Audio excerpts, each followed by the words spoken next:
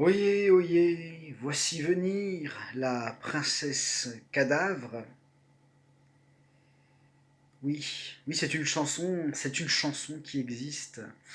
Et une chanson écrite d'ailleurs par son autrice Tipiou pour cette série incroyable. Vraiment, si vous voulez une petite série de fantaisie française, ma foi, très chouette, qui propose une jolie petite fin, même si on aurait voulu beaucoup plus de volume, parce que franchement, c'est un univers très prometteur, et je vous incite quand même vraiment à découvrir. Voici les héritiers d'Agion.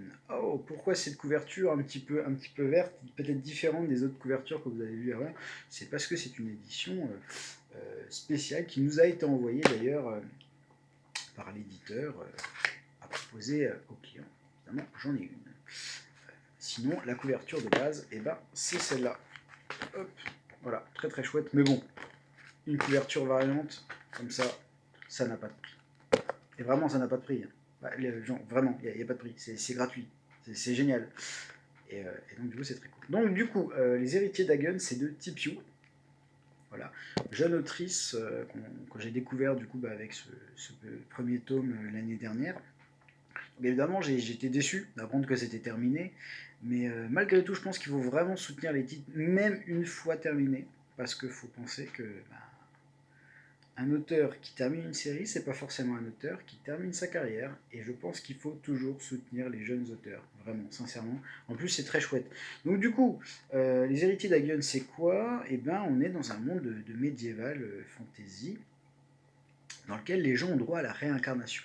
Voilà, une fois, pas plus. Parce qu'il faut pas déconner non plus, hein.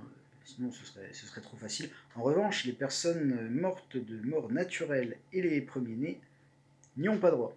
Et oui.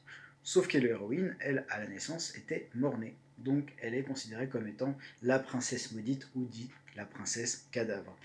Donc du coup, postulat de départ plutôt intéressant et honnêtement, ça s'enchaîne très bien. J'ai souvent tendance à me répéter, que ce soit en termes de chouette, d'oiseaux, d'hibou, peu importe, ou de je lirai plus tard, peu importe. La vérité, c'est que j'aime mettre en avant les qualités des œuvres, et celui-là, c'est vraiment un manga à lire. En plus, c'est en 3 tomes, donc c'est une petite série très chouette qui montre que Tipiou sait vraiment dessiner, et j'attends sincèrement un nouveau manga de son cru. Voilà, donc les héritiers d'Agion, sachez que si vous cherchez cette série, et ben, il y en a par exemple à l'espace culturel Leclerc de Lure. Donc je vous incite vraiment à plonger là-dedans. Il me reste peut-être quelques couves dans ce style-là. Peut-être, hein, je regarderai de mon côté. Mais voilà, il faut vraiment laisser sa chance à cette petite série qui a tout d'une grande. Donc sur ce, je vous souhaite une bonne lecture et à très très bientôt.